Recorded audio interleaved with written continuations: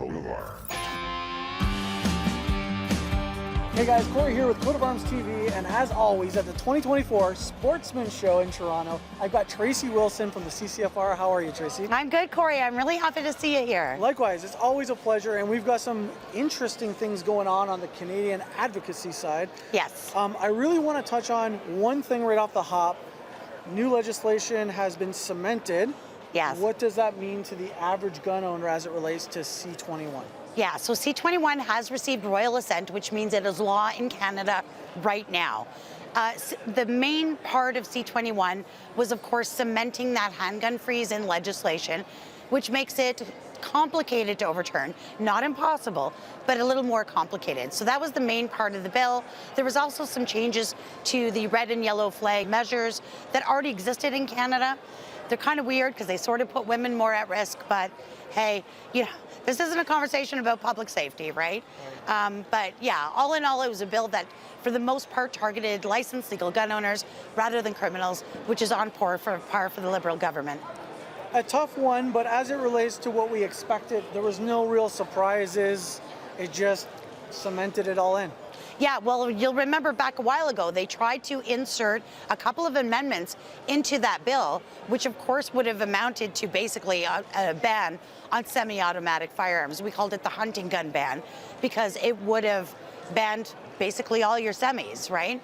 We were able to, through the help of the entire community, push back on those, get those amendments withdrawn, and instead they inserted a measure that would ban futuristic guns, is how I call it. So basically, any newly designed and manufactured semi-automatic centerfire with detachable magazines would basically be banned if they could hold more than, if the design would hold more than 5. So if the rifle was originally designed, which is pretty much every magazine, yes, an AR-15 magazine has been adapted to, then it would be banned. So it would automatically be banned. Nothing new or modern would be coming into the Canadian market unless they were designed and manufactured specifically for Canadians.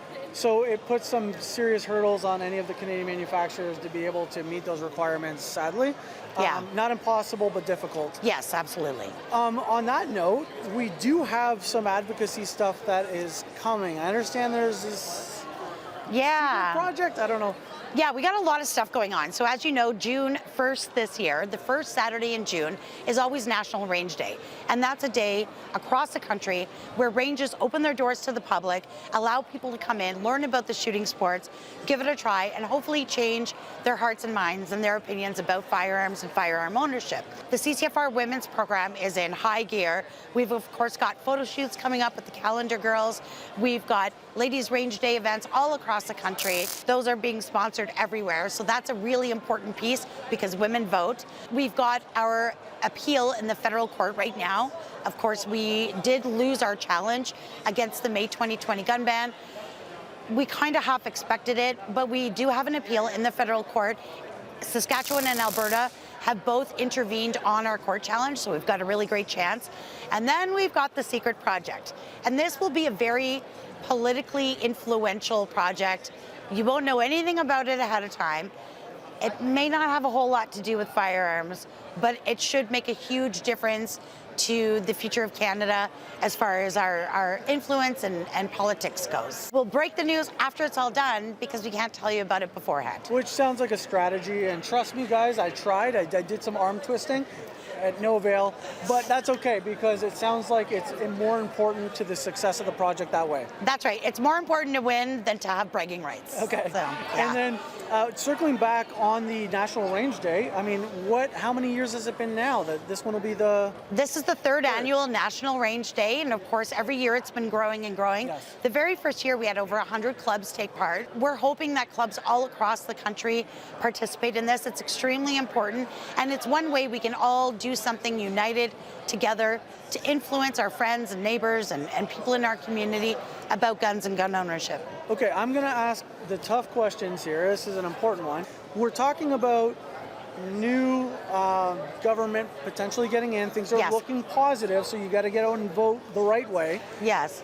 If the Conservative government gets in, like we're hoping, what might that look like in the way of potentially backtracking some of these gun laws? Yeah, well, and it's funny because, in speaking with some of the people directly involved in policy in the opposition leader's office, you're not going to win an election on gun stuff, but you could lose one. And right now, honestly, I don't think the, Canadians in general actually really care about guns, right? I think they care about the economy and pocketbook issues and housing and all of these things. And it's kind of like, well, maybe we don't even need to talk about guns.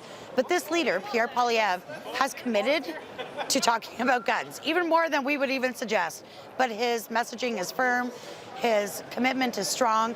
He has vowed to overturn everything the Trudeau Liberals have done to legal gun owners, take all that focus and resources and center it instead on repeat violent offenders, keeping them in prison, making our streets safer. And of course, I think there's some room for some other stuff that could happen. I think a rewrite of the Firearms Act would be great. I don't think it would happen in the first term, but probably in a second term. It would be a really big job. But yeah, he is committed to repealing all of the stuff that the Liberals have done to licensed Canadian gun owners. So. And even if it's not so much popular in the side of like how many gun owners are per capita in Canada, but from the concept of the heritage, of where the heritage comes from with firearms and how it's ingrained in our communities, way back when, going back to our trading post days. Yeah, I mean, Canadians have owned guns since before Confederation. We've owned semi-automatics and AR-15s for 60, 70 years in this country. With no problem. With no problem. I myself have owned, really cool, modern, semi-automatic firearms, sometimes for generations, safely and without issue. And Canadians know, and I think the Liberals have sort of squeezed that sponge dry, that sponge of scaring the public, scary guns, bad gun owners. That's over. Nobody's buying it, and the Liberals' record on public safety speaks for itself, and it's been a tragic, bloody failure. For those people at home that maybe aren't as familiar with the CCFR and what you guys are doing, I think they're a little bit more familiar now. How can they get involved in the fight and help support what it is you guys are doing? Yeah, it's really important that everybody becomes a member. So you can go to ccfr.ca or firearmrights.ca. You can join there. You can become a member. You can influence your gun club to switch their insurance over. You can donate. Every once in a while, we're running cool contests. We're at gun shows all across the country. You can get your membership, get some swag, get in on raffles, and just get out there and support. And anybody who wants to learn more, you guys do a great job with the podcast and on Wild TV as well. Yeah, so you can find us on YouTube and, of course, all your favorite streaming channels. CCFR Radio is the name of the podcast. It's a bi-weekly kind of news show. We bring you the latest and greatest in firearms news and everything going on. So it's literally all you need to stay up to date. If you're on TV, on the cable networks, we have a bi-weekly TV show, CCFR Radio on the air, and you can catch us on there every 2 weeks. And if you're like me and you struggle to keep up with what's going on in terms of our laws because they're changing so quickly, great resource. Tracey and Rod have always been amazing to our community. Tracey, such a pleasure, and I really appreciate everything you do. Thank you so much. Good to see you.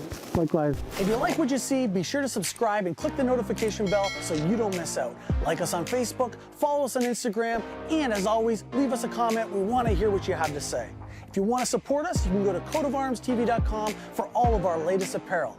This is Coat of Arms.